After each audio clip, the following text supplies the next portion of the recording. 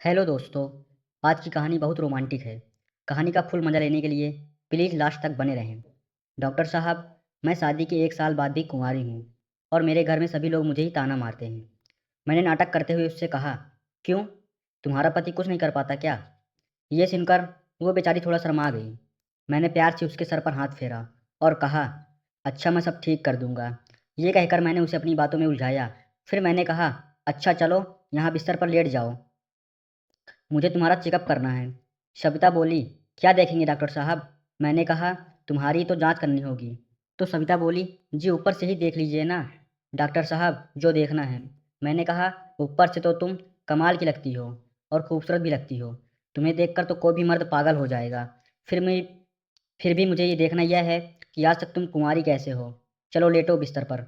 वो बोली, जी डॉक्टर साहब, पर मुझे शर्म आती है। मैंने कहा, डॉक्टर से शर्माओगी तो इलाज कैसे होगा? यह सुनकर वो खामोश होकर लेट गई।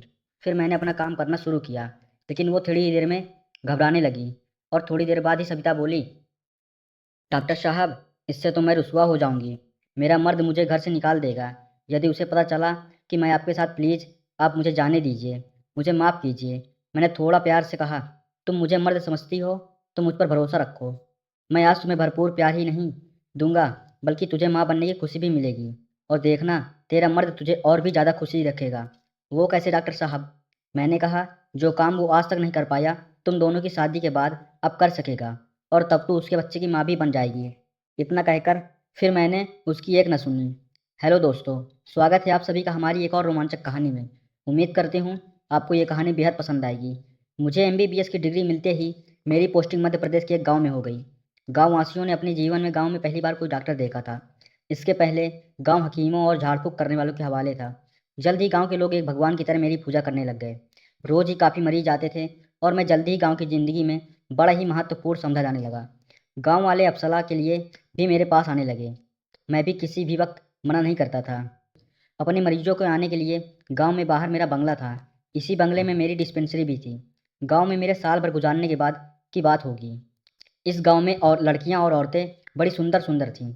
ऐसी ही एक बहुत खूबसूरत लड़की थी, गांव के मास्टर जी की। नाम भी उसका था सविता। सच कहूँ तो मेरा भी दिल उस पर आ गया था, पर होने को कुछ और ही मजबूर था। गांव के ठाकुर के बेटे का भी दिल उसी लड़की पर आया, पर जोड़ी एक भी मेल ना हुई थी। कहाँ सबिता और कहाँ अनुज। अनुज बड़ा सूखा सा मरियल सा लड़का था। मुझे तो उसके मर्द होने पर भी शक था, और ये बात सच निकली। करीब करीब उनकी शादी के साल भर बाद एक दिन ठकुराइन मेरे घर आई। उसने मुझसे कहा कि उसे बड़ी चिंता हो गई है कि बहू को कुछ बच्चा वगैरह नहीं हुआ अभी तक। उसने मुझसे पूछा कि क्या गड़बड़ हो सकती है बेटा। बेटा बहू उसे कुछ बताते नहीं हैं और उसे शक है कहूँ कहीं बांस तो नहीं है। मैंने उसे हिम्मत दी और कहा कि वो बेटा बहू को मेरे पास भेज दो, तो मैं देख लूँगा कि क्या गड़बड़ है। उसने मुझसे आग्रह किया कि मैं ये बात गुप्त रखूँ, घर की इज्जत का मामला है। फिर एक रात करीब शाम को वो दोनों आए। अनुज को देखते ही लगता था कि बेचारी सविता के साथ बड़ा अन्याय हुआ है। कहाँ वो लंबी ठाड़ी लड़चीली एकदम गोरी चिट्टी लड़की, भला की खूबसूरत, और कहाँ वो अनुज, काला कलूटा मरियल सा। मुझे तो अनुज की किस्मत पर भी बड़ा ही शक हुआ। वो धीरे धीरे अक्सर इलाज कराने मेरे क्लिनिक पर आने लगे और साथ साथ मुझसे खुलते चले गए। अनुज बड़ा ही नरम दिल का इंसान था। अपनी बला की खूबसूरत बीवी को जरा से भी दुख देना उसे मंजूर नहीं था। एक दिन उसने दबी हुई जुबान से स्वीकार किया कि अभी तक वो अपनी बीवी को प्यार नहीं कर पाया है। मैं समझ गया और सारी समस्या जानने के बाद मैंने अपना जाल बिछाया। मैंने एक दिन ठकुराइन और अनुज को बुलाया। उन्हें बताया कि खराबी उनके बेटे में नहीं बल्कि बहू में है और उसका इलाज करना होगा। छोटा सा ऑपरेशन है, बस बहू ठीक हो जाएगी।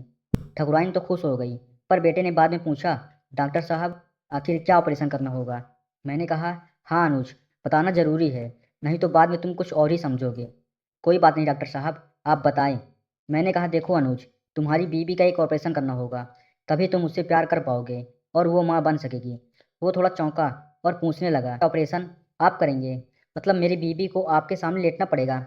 मैंने कहा, हाँ ये मजबूरी तो है, पर तुम तभी उससे प्यार कर पाओगे, वरना सोच लो यूं ही तुम्हारी उम्र निकल जाएगी। तो अनुज ने कहा, नहीं नहीं डॉक्टर साहब, आप उसका इलाज कीजिए ताकि मैं उसके साथ वो सब कर सकूं और हमारा आंगन बच्चों की किलकारियों से गूंज उठे, वरना मैं तो गांव में मुंह दिखाने के लायक नहीं बचूंगा। खानदान की इज्जत का मामला है डॉक्टर साहब। उसने अपने हाथ जोड़ दिए। ठीक है, घबराओ नहीं, बहू को मेरी क्लिनिक में भर्ती कर दो। 2-4 दिन में जब वो ठीक हो जाएगी तो घर आ जाएगी। बस अब सविता की बारी थी। सविता अच्छी विचार की थी। वो बहुत जल्दी घुल-मिल सी गई थी मुझसे, पर जब वो सामने होती थी, अपने ऊपर काबू रखना बहुत मुश्किल हो जाता था। सविता को मेरे घर आए 1 दिन तो बीत चुका था। पिछली रात तो मैंने किसी तरह गुजार दी, पर दूसरे दिन मैं पागल सा हो गया और मुझे लगा कि अब मुझे सविता चाहिए, वरना कहीं मैं कुछ कर न बैठूँ। ऐसी सुंदरी मेरे ही घर में आए और मैं अभागा क्लिनिक बंद करके रात के भोजन के बाद मैंने सविता से कहा कि मुझे उसके साथ कुछ खास बात करनी है, उसके केस के बारे में, तो वो अंदर मेरे रूम में आ जाए। गाँव की एक बहू की तरह वो मेरे सामने बैठी थी। एक भरपूर नज़र मैंने उस पर डाली। उसने नज़रें झुका लीं। देखो सविता, मैं जानता हूँ कि जो बातें मैं तुमसे करने जा रहा हूँ, वो मुझे तुम्हारे पति की अनुपस्थिति में शायद नहीं करनी चाहिए, पर तुम्हारे केस को समझने के लिए और इलाज के लिए मेरा जानना ज़रूरी है। और अकेले में मुझे लगता है कि तुम सच-सच बता पाओगी। मैं जो कुछ पूछूँ, उसका ठीक-ठीक जवाब देना। तुम्हारे पति ने मुझे सब बताया है और उसने ये भी बताया है कि क्यों तुम दोनों को बच्चा नहीं हो रहा है। क्या बताया है डॉक्टर साहब? सविता बोली। मैंने कहा, अनुज कहता है कि तुम माँ बनने के काबिल ही नहीं हो। सविता बोली, वो तो डॉक्टर साहब मुझे भी यही कहते हैं और जब मैं नहीं मानती तो उन्होंने मुझे मारा भी है। 1-2 बार तो। तुम्हें क्या लगता है कि तुम माँ बन सकती हो? उसने कहा, हाँ डॉक्टर साहब, मेरे में कोई कमी नहीं है। मैं माँ बन सकती हूँ। मैंने कहा, तो क्या अनुज में कुछ खराबी है? उसने कहा, हाँ डॉक्टर साहब। साहब, वो उनसे होता ही नहीं। क्या नहीं होता अनुज से? वो साहब, वो हाँ, हाँ, हाँ बोलो सविता। देखो मुझसे कुछ छुपाओ मत। मैं एक डॉक्टर हूँ और डॉक्टर से कुछ छुपाना नहीं चाहिए। डॉक्टर साहब, मुझे शर्म आती है। आप पराए मर्द हैं ना इसलिए। उसकी यह बात सुनकर मैं उठा और कमरे का दरवाज़ा अंदर से बंद किया और खिड़की की चटकनी भी लगा दी। मैंने कहा, लो, अब मेरे अलावा कोई भी तुम्हें सुन नहीं सकता और मुझसे तो शर्माओ ही मत। हो सकता है तुम्हारा इलाज करने के लिए मुझे तुम्हें और भी कुछ करना पड़े। तुम्हारी सास और पति से भी मैंने कह दिया है और उन्होंने कहा है कि मैं कुछ भी करूं पर उनके खानदान को बच्चा दे दूं। इसलिए मुझसे शर्माओ मत। डॉक्टर साहब, वो मेरे साथ कुछ नहीं कर पाते। बड़े ही शर्माते हुए उसने ये बात बोली। मैंने कहा, क्या नहीं कर पाते? मैं अनजान बनते हुए कहने लगा, मुझे सविता से बात करने में बड़ा मज़ा आ रहा था। मैं उस गाँव की लड़की को कुछ भी करने से पहले पूरी तरह से तैयार कर लेना चाहता था। तो क्या तुम अभी तक कुंवारी ही हो? तुम्हारी शादी को तो साल भर से ज़्यादा हो चुका है। हाँ साहब, वो प्यार ही नहीं कर सकते। मैं तो अधूरी ही रह जाती हूँ। ये कहते-कहते सविता थोड़ी रुआँसी हो उठी। पर वो तो कहता है कि तुम सह नहीं पाती हो और चीखने-चिल्लाने लगती हो। डॉक्टर साहब, वो तो हर लड़की करती है, पर मर्द को चाहिए कि वो उसकी एक न सुने और अपना काम करता रहे। पर ये तो कर ही नहीं सकता, ताकत ही नहीं है। इतने सूखे से तो हैं, पर वो तो कहता है कि तुमको प्यार की इच्छा ही नहीं होती। झूठ बोलते हैं साहब कि इस लड़की को इच्छा नहीं होती। मुझे लगता है कोई बलवान मर्द आए और मुझे प्यार करे, पर उन्हें देखकर मेरी सारी इच्छा खत्म हो जाती है। पर सविता, मैंने तो उसको देखा है, ठीक ही है और वो प्यार तो कर सकता है। कहीं तुम में तो कुछ समस्या नहीं? नहीं साहब नहीं, आप उनकी बातों में ना आएँ। पहले तो हमेशा मेरे आगे-पीछे घूमते थे कि मुझसे सुंदर गाँव में कोई और नहीं है। ये कहकर वो सुसकने लगी। आप ही बताइए डॉक्टर साहब, मैं शादी के 1 साल बाद भी कुँवारी हूँ। फिर मैंने कहा, मुझे तुम्हारा चेकअप करना होगा। क्या देखेंगे डॉक्टर साहब? ऊपर से ही देख लीजिए ना। मैंने कहा, ऊपर से तो तुम बहुत ही खूबसूरत हो। तुम्हें देखकर तो कोई भी मर्द पागल हो जाएगा। फिर भी मुझे देखना ये है कि आज तक तुम कुंवारी कैसे हो? चलो लेटो बिस्तर पर। जी डॉक्टर साहब, मुझे थोड़ी शर्म आती है। डॉक्टर से शर्माओ कि इलाज कैसे होगा? बाद में थोड़ा शांत होकर सविता बोली, डॉक्टर साहब, पर इससे मैं ठीक तो हो जाऊंगी ना? नहीं तेरा मर्द मुझे घर से निकाल देगा। यदि उसे पता चला कि मैं आपके साथ, आप मुझे जाने दीजिए, मुझे माफ़ कीजिए। मैंने कहा, सविता, तुम मुझे मर्द समझती हो तो मुझ पर भरोसा रखो। मैं आज तुम्हें भरपूर प्यार ही नहीं बल्कि तुम्हें हर मुसीबत से बचाऊंगा। तेरा मर्द तुझे और भी खुशी-खुशी रखेगा। वो कैसे डॉक्टर साहब? सविता बोली। मैंने कहा, जो काम वो आज तक नहीं कर पाया, तुम दोनों की शादी के बाद वो अब कर सकेगा और तब तो उसके बच्चे की माँ भी बन जाएगी।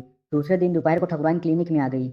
मैंने उन्हें तो बताया कि चेकअप तो हो गया है और शाम तक छोटा-सा ऑपरेशन भी हो जाएगा और कल आपकी बहू आपके घर चली जाएगी। ठकुराइन संतुष्ट होकर वापस हवेली चली गई। आज रात सविता खुद उतावली थी कि कब रात हो। उसे भी पता था कि कल उसे वापस हवेली जाना है और आज की रात ही बची है। साथ में आने वाले दिनों में उसे अपने ससुराल में कैसे रहना है और क्या-क्या करना है, मैंने उसे सब समझा दिया था। दूसरे दिन अनुज भी शहर से आ गया। मैंने उसे समझा दिया कि सविता का ऑपरेशन हो गया है। डॉक्टर साहब, सविता अब माँ बनेगी ना? अनुज ने पूछा। मैंने कहा, हाँ, पर तुम जल्दबाजी मत करना। अभी 1 महीने तुम सविता से दूर ही रहना।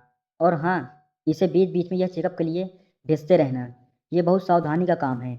अनुज ने कुछ असमंजस में कहा। ठीक है। फिर वो सविता को ले गया। सविता मेरे प्लान के अनुसार बीच बीच में क्लिनिक में आती रही। मैं उसे शाम के वक्त ही बुलाता, जब गांव के मरीज नहीं होते। रात को 8 बजे से 9 बजे तक उसे रखकर इलाज करता। 2 महीने बाद सविता गर्भ ठहर गया। मैंने सविता को समझा दिया कि वो अनुज से प्यार करे।